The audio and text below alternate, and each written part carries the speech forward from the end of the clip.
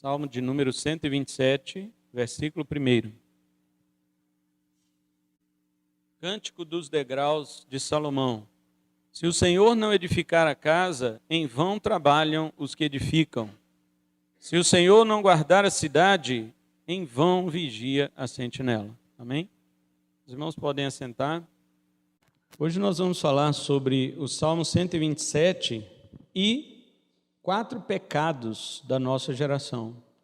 Nós precisamos atentar para estes pecados, porque não somente são da geração lá fora, eles são também presentes dentro da igreja. E nós vamos mostrar como que ele está presente, eles estão, são 4 pecados, eles estão presentes nas áreas materiais e espirituais. Então vamos ficar atentos para o que o Senhor tem a nos dizer nesta noite. Guarde o tema desta pregação. Salmo 127 e 4 pecados da nossa geração. O Salmo 127 é um de 2 salmos escritos por Salomão. O outro é o Salmo 72, que é um salmo messiânico, real e messiânico. Real porque refere-se ao rei. E messiânico porque ele aponta para o Rei dos Reis, que é Jesus Cristo. Este é o Salmo 72, que também é da autoria de Salomão.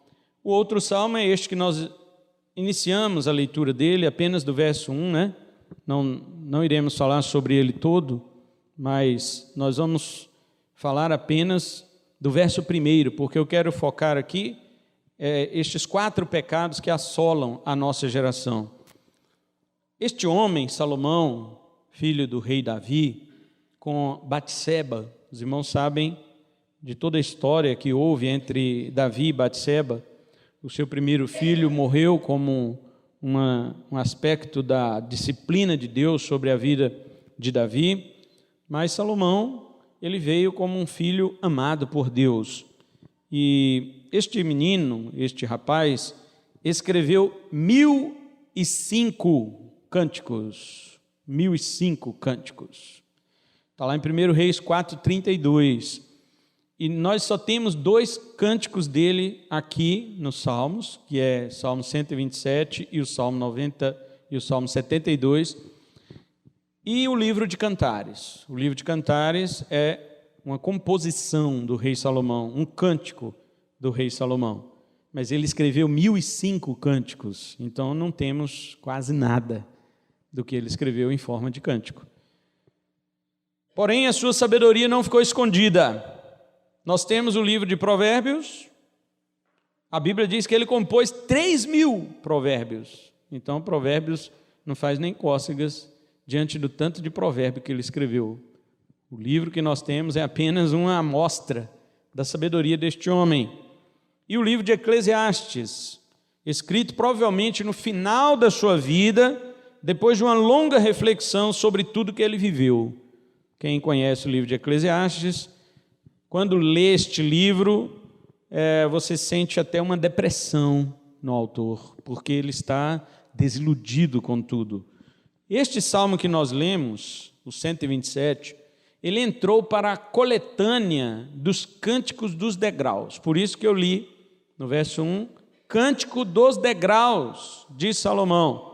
Os cânticos dos degraus são também conhecidos como cânticos de romagem, que são os cânticos graduais, ou seja, aqueles que eles cantavam, o povo de Israel cantavam nas suas peregrinações para Jerusalém. Agora, aqui no Salmo 127, o sábio rei de Israel está falando de uma postura clara em relação à nossa confiança no Senhor. E aqui será o foco da nossa pregação, confiança no Senhor. Porém, há 4 coisas no verso 1, 4 coisas que ele não está dizendo. E é isto que nós vamos ver. Porque as pessoas colocam palavras na boca da Bíblia, vocês já viram isso? As pessoas fazem isso direto, elas colocam palavras que a Bíblia não tem.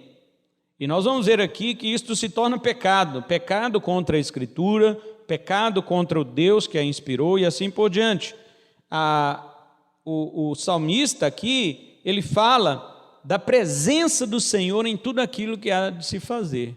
Se o Senhor não edificar a casa, Depois ele diz, se o Senhor não guardar a cidade, então tudo que vamos fazer, o Senhor tem que estar ali. Mas ele não fala sobre acomodação, porque muitas vezes toma conta do coração das pessoas que dizem assim, eu confio no Senhor, então não preciso edificar. Eu confio no Senhor, então não preciso vigiar. Deus sempre exigiu confiança nele, mas Deus sempre condenou o comodismo. E aí? Você confia em Deus? Amém. Mas você é acomodado? Pois é.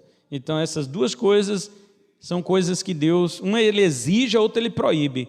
Confia em mim. E quando você confia no Senhor e se torna acomodado, ele te proíbe. Será que nós podemos viver de modo equilibrado, jamais deixando de confiar no Senhor, mas também não cair no risco do sossego? É isso que vamos ver aqui.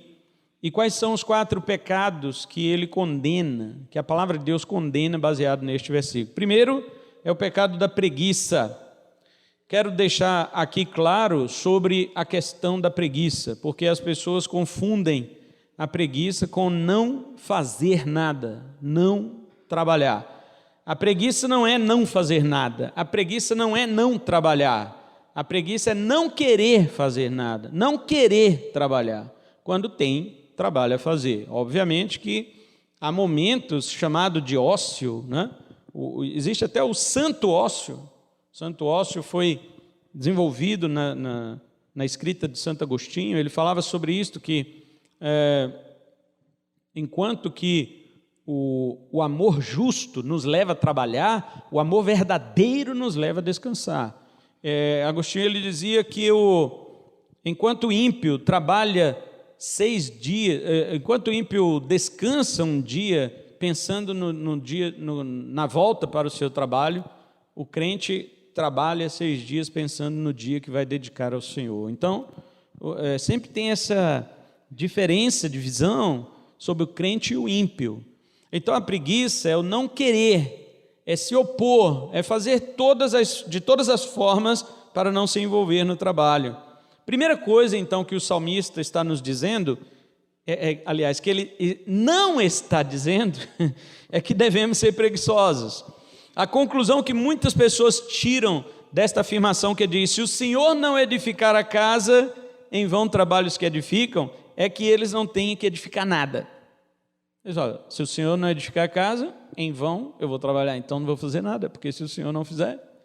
Esta é a conclusão que as pessoas tiram, mas veja que Salomão não está falando para não edificar. Ele diz para não edificar? Não. Ele está dizendo que se o Senhor não estiver ali, ele está dizendo que se o coração do edificador não estiver no Senhor, então o seu trabalho será vão. Então, alguns geralmente concluem que não devem edificar, justificam a sua preguiça, a sua mornidão em tudo que vão fazer, principalmente na obra de Deus, alegando que o seu trabalho será vão e por isso nada fazem. Entretanto, irmãos, este mesmo salmista é o autor que mais fala na Bíblia, este homem aqui, é o autor que mais fala na Bíblia contra a preguiça. É ele, Salomão.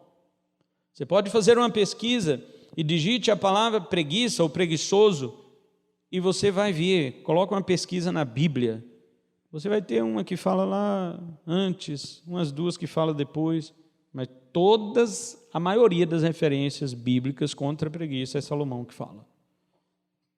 Então, obviamente, ele não está aqui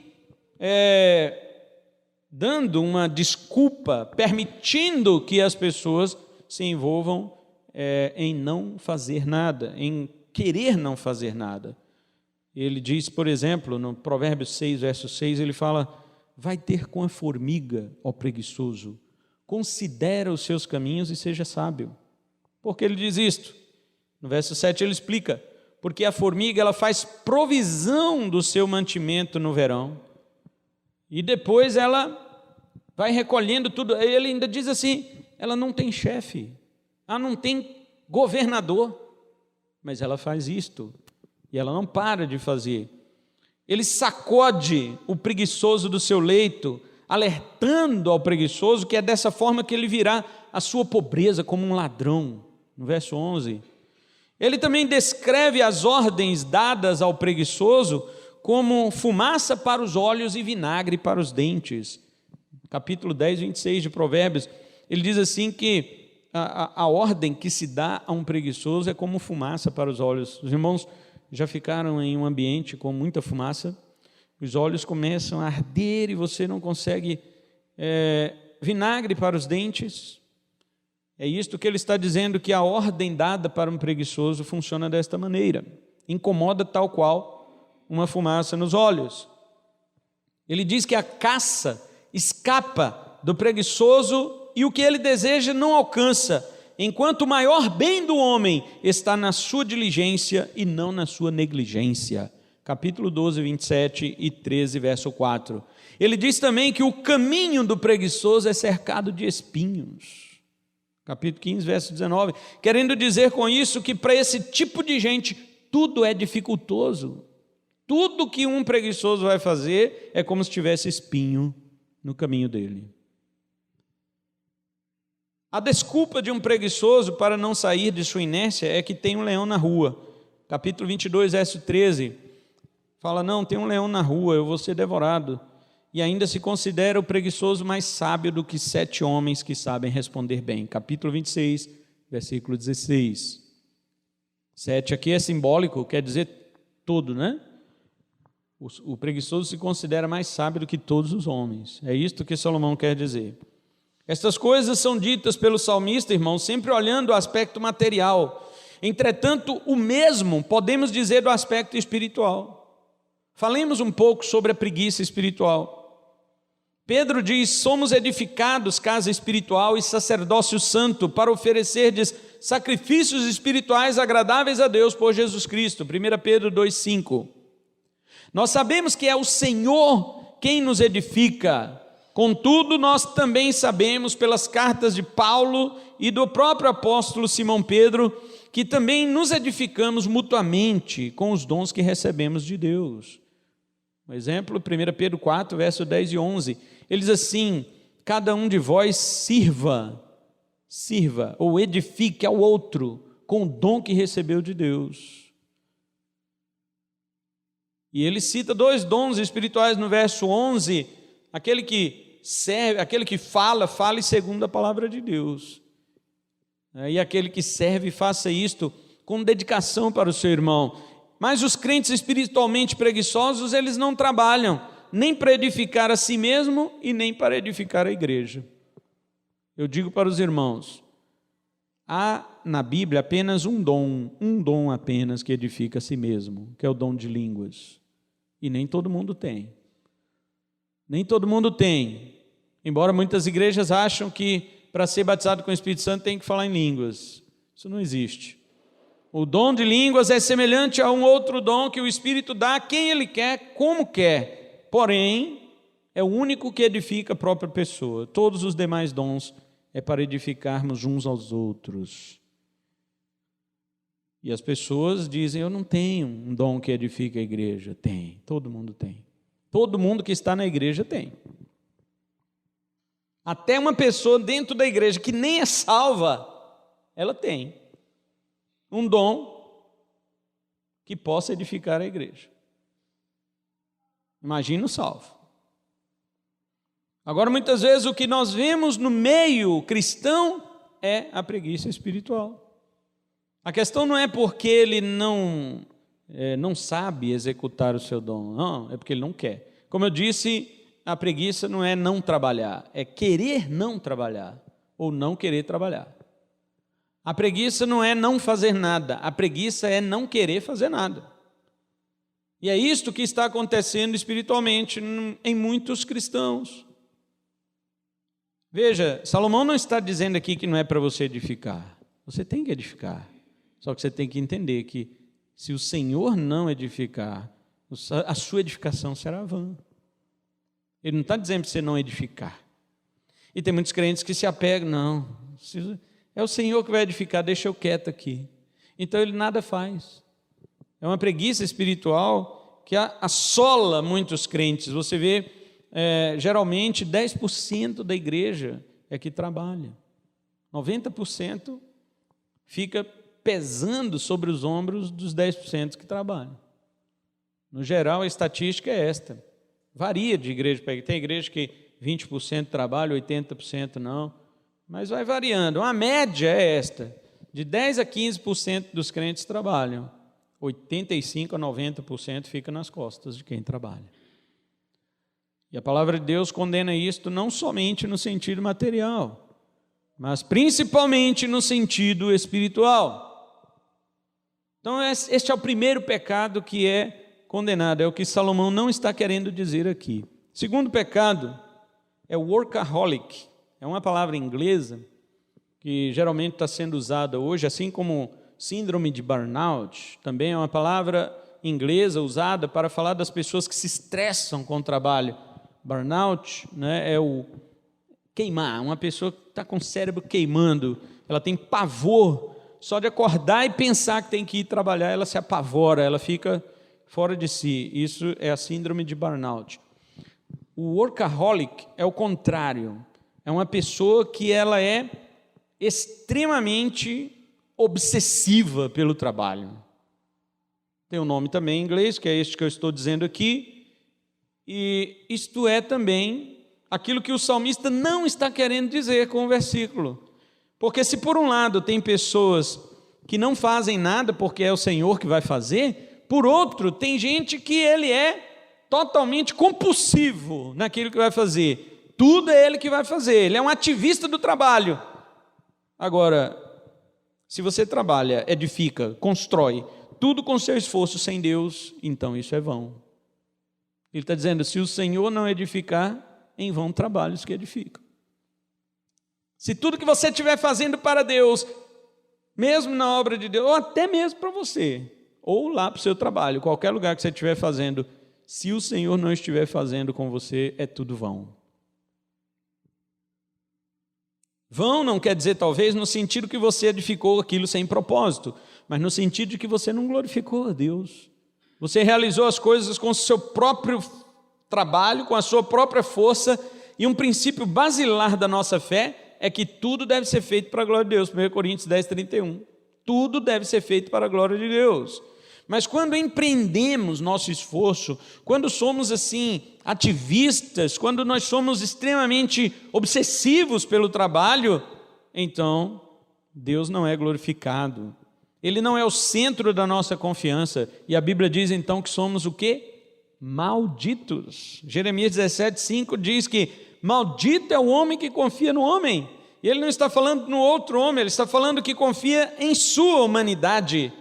Maldito o homem que confia em suas forças, é isso que ele quer dizer. Ele faz do seu braço mortal, da sua carne mortal, o seu braço. Ele confia em si e não no Senhor.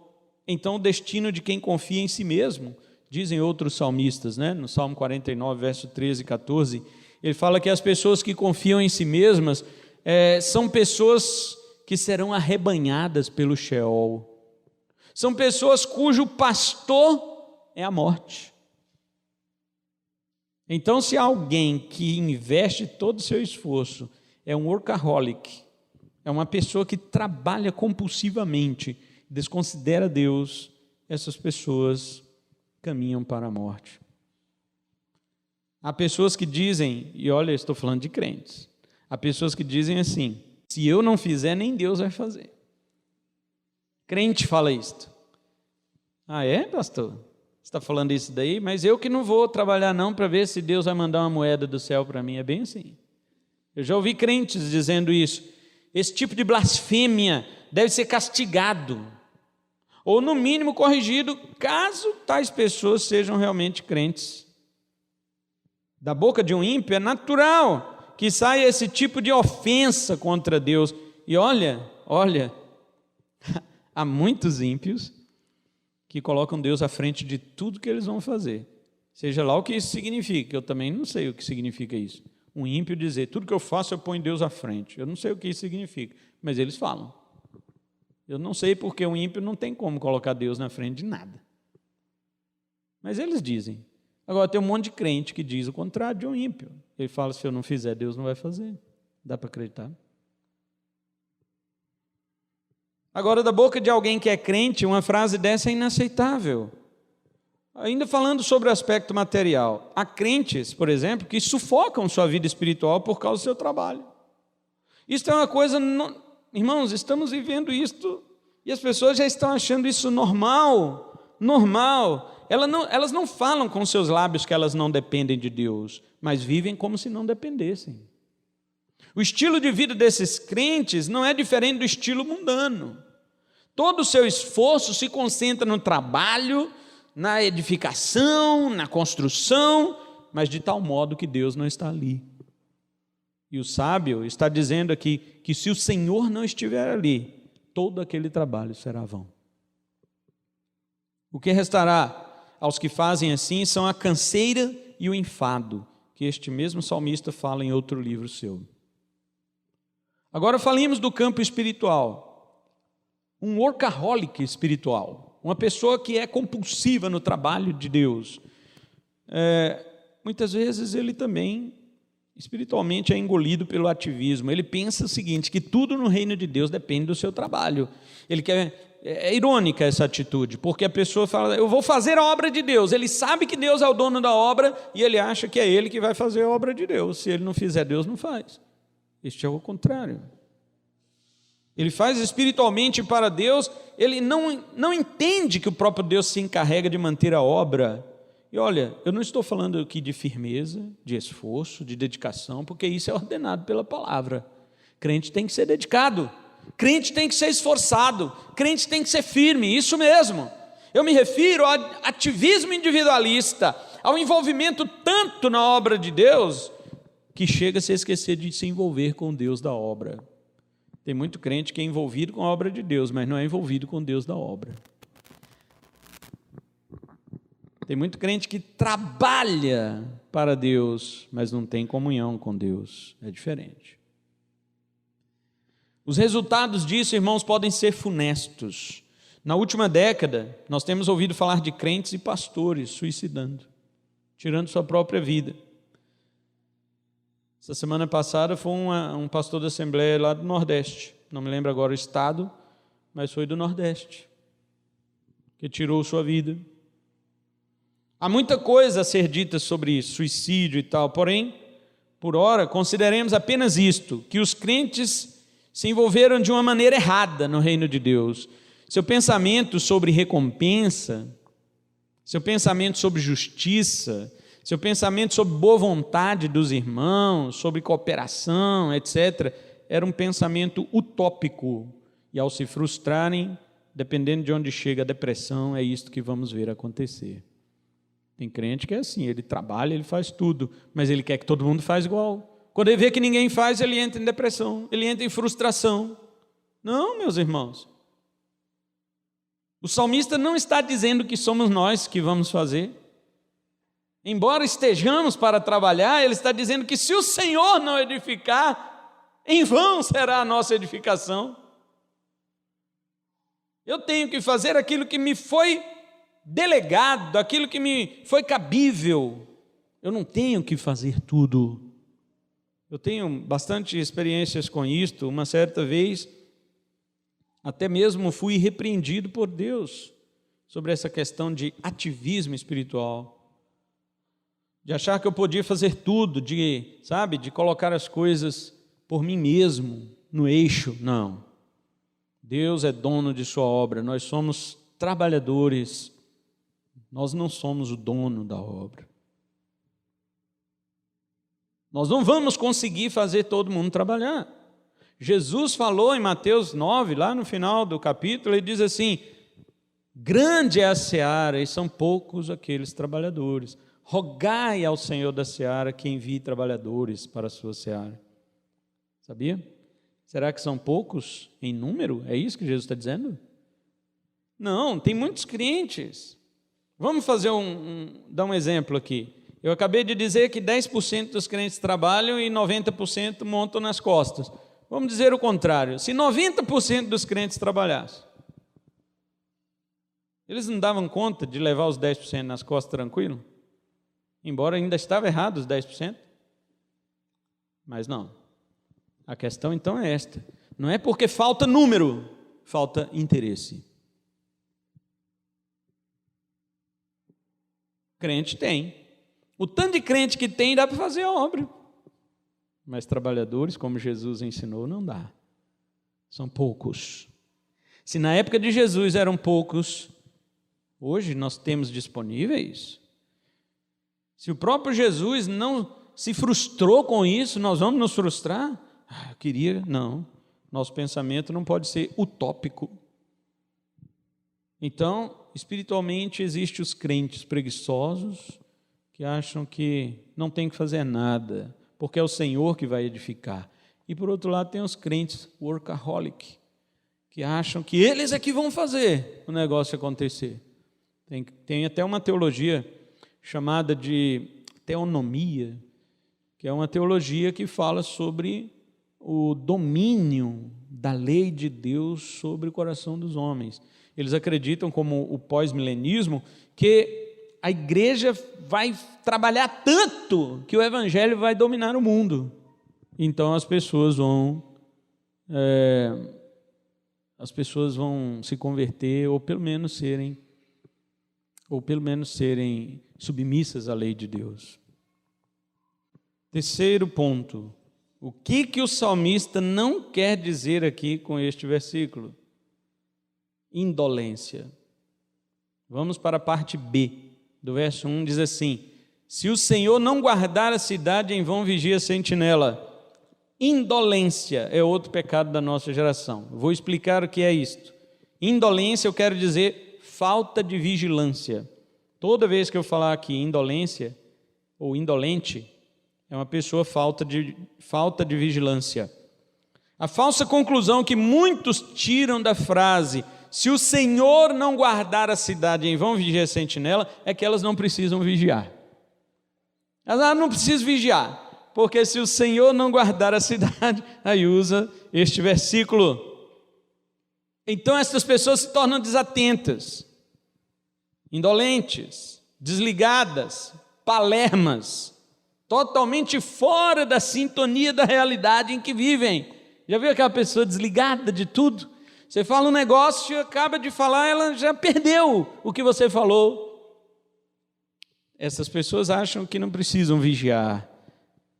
Materialmente falando, deixam casas e carros abertos, deixam à mostra a sua carteira ou celular, bolsas e malas de viagem, confiam demais em todo mundo, mesmo sem conhecer, acreditam nos golpistas, pensando que estão lucrando, quando no fim saem no prejuízo, andam com criança na rua sem segurar a mão, quando segura põe a criança do lado da rua e não da calçada, dirigem sempre acima da velocidade permitida, arriscando sua vida e de outras pessoas que estão consigo dentro do veículo. Enfim, são tantas coisas que os indolentes fazem ou deixam de fazer, que se torna até maçante citar os seus vacilos. Eu morei na casa onde eu moro 4 anos sem colocar muro e portão na frente. 4 anos. E os irmãos sabem que eu moro em um bairro que não é muito bem visto aqui na nossa cidade. Consideram-no um bairro perigoso. Eu não considero. Para mim é um bairro muito seguro.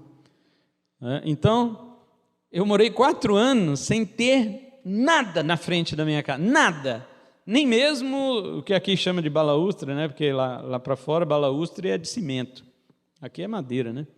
Nem balaustre tinha, nada, sabe o que é a minha casa e a rua? Então, 4 anos desta forma, e nunca eu e minha esposa deixamos de ir para a igreja, por causa disso, ficar em casa, que tem que vigiar minha casa, não sei o quê, não. A gente ia, fechava a casa, ia embora para a igreja, voltava para casa, abria a porta, entrava para dentro de casa. Teve algumas vezes que, quando eu batia a mão no bolso, falava: cadê a chave? Eu perdi a chave de casa. E quando eu ia na porta, a chave estava lá, e a porta aberta. Tinha ido para a igreja, esqueci a chave na porta, e a casa aberta. E o coração então disparava, entrava em casa, tudo em ordem, tudo organizado, não tinha nada, ninguém mexeu, ninguém nem passou ali, ninguém nem entrou ali. vacilos. Agora, isso não era um excesso de confiança, não. Eu estava indo fazer a obra de Deus. Estou fazendo a obra de Deus. Não deixei aberto porque eu quis. Vacilo, esqueci. O Senhor guardou. Agora, o excesso de confiança é assim, é a indolência. É falar, não, Deus guarda mesmo, estamos indo para a igreja, deixa aberto aí. Então, quando voltar, é provável que não tenha nada dentro de casa, porque acho que até Deus mesmo fala para o ladrão, vai ali naquela casa ali, vai ali. Estão abusando de mim, né? Então, o ladrão entra ali e faz a limpa. Então, com isso, o nome de Deus é glorificado, quando o crente é disciplinado, por sua falta, né, de entender o que significa confiar em Deus. Mas como nós estamos observando, aqui também tem um aspecto espiritual. Não é só assim a pessoa negligente, existe a pessoa negligente espiritualmente, ou seja, a indolência espiritual é muito mais perigosa do que a falta de vigilância na ordem material. Na ordem material, nós perdemos coisas e, no máximo, pessoas. Mas na indolência espiritual, nós perdemos uma guerra contra Satanás. Na indolência espiritual, nós perdemos uma vida de vitória e abundância. Não perdemos a salvação porque é impossível perder a salvação. Um dia eu quero pregar sobre isto. Hoje fui em um velório para solidarizar, com um irmão de nossa igreja que perdeu um de seus familiares. Mas como a maioria dos familiares é da Universal, então o pastor lá foi chamado e ele disse assim, esta pessoa morta aqui não tem mais como perder a salvação, mas todos nós aqui temos como perder a salvação. Nenhum de nós aqui a salvação está garantida, nem pastor, nem diácono, nem membro, nem nada. Todos nós aqui ainda corremos o risco de perder a salvação. E eu quero dizer para os irmãos que salvação não se perde. Salvação é dada por Deus, e a Bíblia diz que Deus não se arrepende dos dons e da vocação, Romanos 11, 29. Deus não se arrepende do que Ele dá. E outra, se a salvação é vida eterna e você perde, então ela não é eterna. Como é que você pode perder o que é eterno? Ah, mas fulano desviou, morreu desviado. Ele nunca foi salvo. Andou entre os salvos. Não tem como uma pessoa perder aquilo que ela não tem.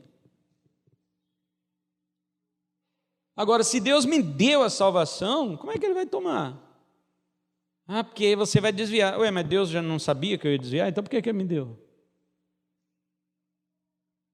Não faz sentido. Mas, enfim, não perdemos a salvação, mas na nossa negligência espiritual perdemos muita coisa. Perdemos galardões, perdemos vida em abundância, nós perdemos batalhas espirituais para o diabo, certo? Não somos derrotados, mas perdemos muitas batalhas.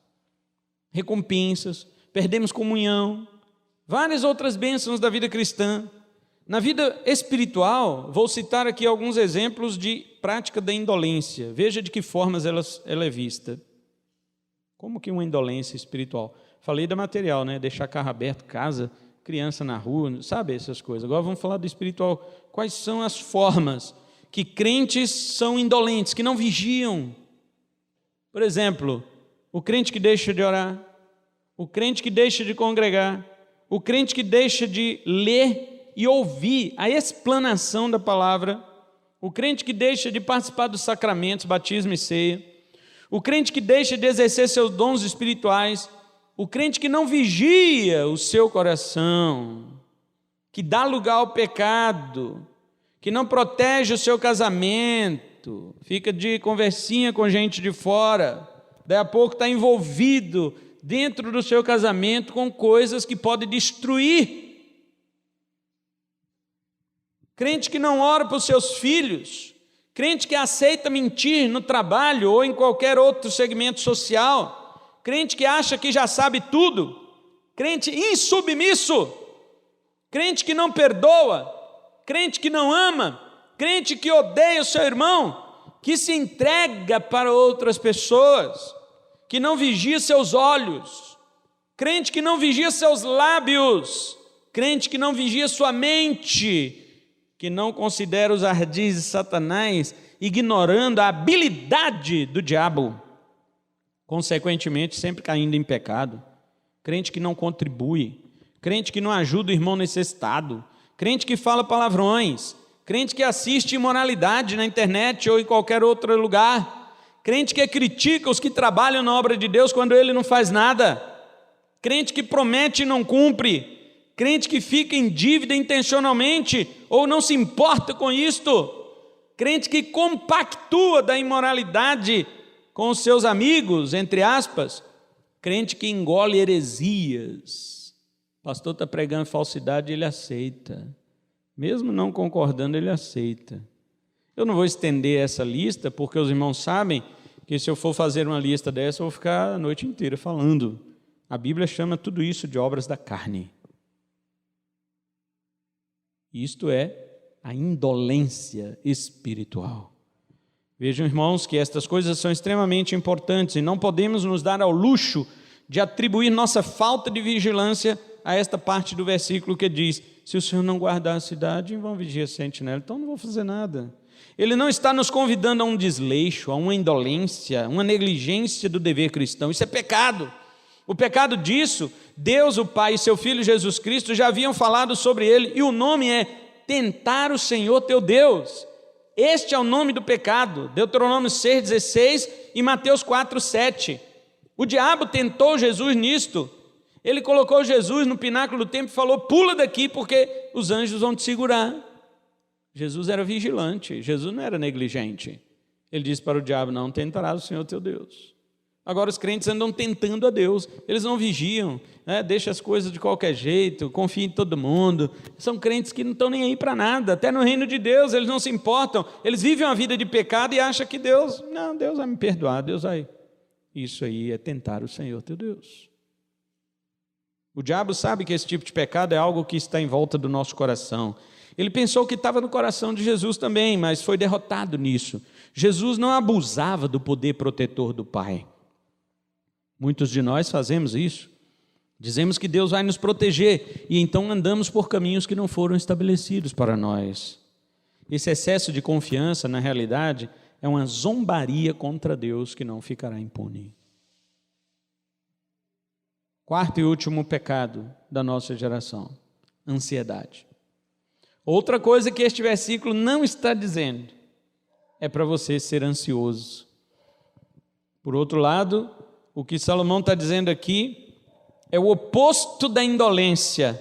O fato de não termos que ser dormentes quanto àquilo que recebemos não significa que devemos viver neuróticos com relação a isto. Há pessoas que pensam que tudo é suspeito, vivem num mundo de teorias da conspiração, desconfiam de tudo e de todos. Ou seja, não vivem de modo algum. Elas estão num estado de sobressalto terrível e cansativo. Essas pessoas não dormem, elas não descansam, para elas tudo vai acabar em traição, tudo vai dar errado, tudo, se não tiver debaixo dos seus olhos, as coisas não vão funcionar. São pessoas extremamente oprimidas pela ansiedade e também, para dizer a verdade, oprime todos que estão à sua volta. Uma pessoa ansiosa, ela não vive só oprimida, ela oprime quem está com ela. Porque acha que não, as coisas, tudo, cuidado, isso e aquilo, sabe? É uma pessoa que não tem paz, só que ela tira a paz dos outros. Não é isso que o salmista também está dizendo. Salomão diz que se sua vida é assim, então sua vigilância é vã. Ele está dizendo: se o Senhor não guardar a cidade, em vão vigia a sentinela. Ele não está te mandando sair da guarda, mas ele está dizendo que a guarda não depende de você. As coisas ruins vão acontecer debaixo do seu nariz e você não vai poder fazer absolutamente nada. Você vai vigiar, vai olhar para a caneca de leite o tempo todo. Um segundo que você virou, o leite derrama. E aí você vai ter que limpar o fogão, frustrado. E vai até xingar o leite miserável. Eu fiquei 10 minutos olhando, não aconteceu nada. Um segundo que eu virei, ele derramou. Mas é assim, parece que o leite tem até consciência. Ele fica olhando e falando assim: tudo bem, não vou subir agora não. você está me olhando demais. Na hora que você virar de costas, eu vou subir e vou derramar. Nós não somos, irmãos, sentinelas incansáveis, não. Todos nós dormimos. Nós não somos guardas imortais. Nós não somos onividentes. Nós não vemos tudo. Por que existem as placas pare no trânsito? Porque você não vê tudo. Você chega na esquina, você não está vendo quem está vindo de lá e de cá. Você precisa parar para ver. Se você estivesse no alto, você não precisava parar. Avião para? No alto, não. Porque ele está vendo tudo. Então, eu até estava pensando isso hoje, né? Meditando nessa pregação e voltando ali daquele velório. Tinha as placas, pare. Eu falei, está vendo? Tem que parar. Nós não somos onividentes. E eu pensei assim, daqui uns dias nós vamos colocar drones sobre nossos carros, lá no alto. Então vamos ter a câmera dele aqui dentro do carro. E antes da gente chegar na esquina, o drone vai mostrar se está limpa ou não a estrada. Então nem vamos precisar parar. A ideia é minha, se fizer isso eu quero meus direitos. Então, veja, queridos, eu te pergunto, a nossa ansiedade, ela vai impedir, ela vai livrar nossos filhos de doença? Eu estou ansioso, eu estou vigiando meu filho, não come isso, não fica na chuva, não isso, aquilo. Vai impedir dele ficar doente? Vai impedir que acidentes ocorram? Nossa vigilância extrema, nossa ansiedade, ela vai livrar de alguma mazela deste mundo caído? Quem nos livra é Deus. E se Ele quiser nos fazer passar por algum desgosto da queda, de nada absolutamente vai nos adiantar nossa neurose. Nada, nada. O sábio não está dizendo que não devemos vigiar. Aliás, a Bíblia toda nos recomenda isso sempre. Mas vigiar sem reconhecer que o Senhor é o guarda de Israel, como diz Salmo 121, verso 4, vigiar achando que, se não for eu, vigiar sem considerar a nossa confiança somente no Senhor, é um exercício vão de tensão e ansiedade. Assim como não devemos ser desleixados e dormentes, por outro lado, não devemos andar angustiados por nada, pois estas coisas não estão sob nossa proteção. Se a indolência, veja bem essa frase agora, se a indolência, falta de vigilância, é tentar o Senhor, por outro lado, a ansiedade é duvidar do Senhor. Se você é um cara desleixado, que não vigia nada, você está pecando, tentando o Senhor teu Deus. Mas quando você é daquele ansioso que acha que tudo depende dos seus olhos, você está duvidando do Senhor teu Deus. Se a indolência é o excesso da confiança, a ansiedade é a falta dela.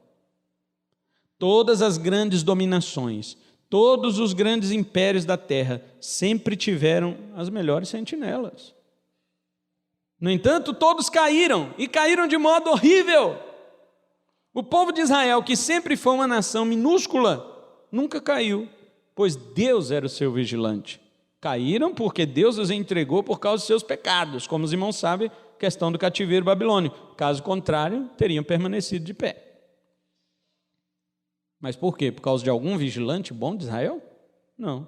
Foi lido hoje aqui no início do culto. Eu velo pela minha palavra para fazê-la cumprir. Deus é que é o vigilante. Agora, finalizemos com esta questão espiritual, a ansiedade espiritual. Como ela se manifesta? A ansiedade espiritual, ela vem quando nos preocupamos com aquilo que é Deus quem vai providenciar. Ela também acontece quando ficamos com aquela perturbação, a falta de paz na alma, de que tudo é pecado, Deus não vai me perdoar, eu tenho que me martirizar, eu tenho que me sacrificar porque eu cometi um erro, enfim. O diabo é mestre na arte da acusação. Tem outros que falam, não, eu que tenho que providenciar as coisas aqui. Quando o diabo percebe que temos essa fraqueza mental e espiritual, ele entra em ação nos acusando em nossa consciência o quanto pode. Muitas vezes, a ansiedade espiritual também vem quando queremos proteger demais a igreja. Não, eu tenho que... Os irmãos... E aí eu começo a fazer o quê? Eu acho que eu sou salvaguarda da igreja, o que eu faço? Eu começo a me preocupar com os detalhes da vida pessoal dos irmãos e acabo colocando julgos extremamente pesados sobre o povo de Deus que nem mesmo eu, com essa insanidade, consigo carregar. Eu conheço pastores que eles são tão preocupados com a santidade da igreja que eles começam a colocar fardos pesados. Não pode isso, não pode aquilo, cuidado com isso aqui, cuidado com aquilo. Isso aí não pode, isso é errado, isso é não sei o quê. O cara é tão vidrado, ele é tão neurótico. A ansiedade toma tanto o coração dele que ele quer que a igreja seja santa, que ele começa a colocar fardo pesado diante da igreja. Lembra que eu disse que na parte material, uma pessoa ansiosa, ela não vive em paz, mas também tira a paz dos outros? Espiritualmente também, uma pessoa, um pastor ansioso, um pastor que acha que tudo depende dos olhos dele, ele também é um fardo para a igreja.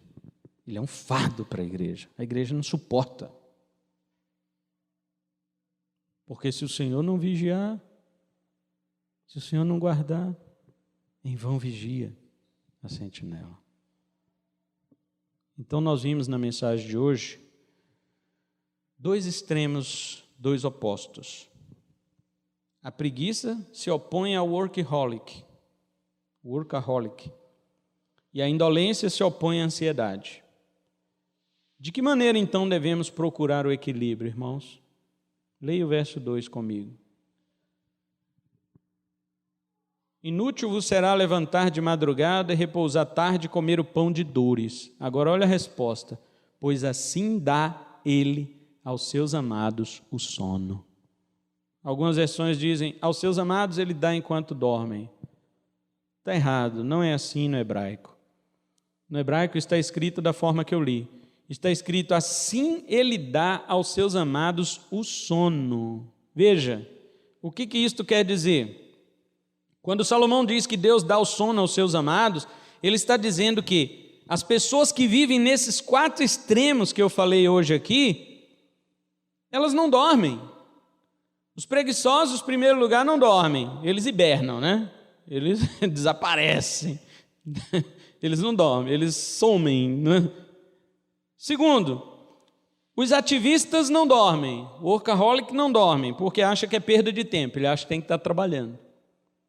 Os indolentes não dormem, eles são desligados. E os ansiosos dormem? De forma nenhuma. Mas aos seus amados, aqueles que confiam no seu nome, aqueles que têm Deus em todos os seus empreendimentos e planos, estes sim, estes têm um sono de paz. Como Davi, o pai deste salmista aqui, ele dizia o seguinte, mesmo com 10 milhares querendo a minha cabeça num prato, ele dizia, eu me deitei e dormi, acordei porque o Senhor me sustentou. Salmo 3, verso 5. E no 6 ele diz, não terei medo de 10 milhares de pessoas que se puseram contra mim ao meu redor. Como, irmãos, uma pessoa com 10 mil pessoas querendo sua cabeça dormir? Como? Isto se chama confiança. Quando você confia no Senhor, então Deus te dá o sono. Quando você deixa a preguiça, quando você deixa o ativismo, quando você deixa de lado também a indolência e deixa a ansiedade, o Senhor te dá o sono.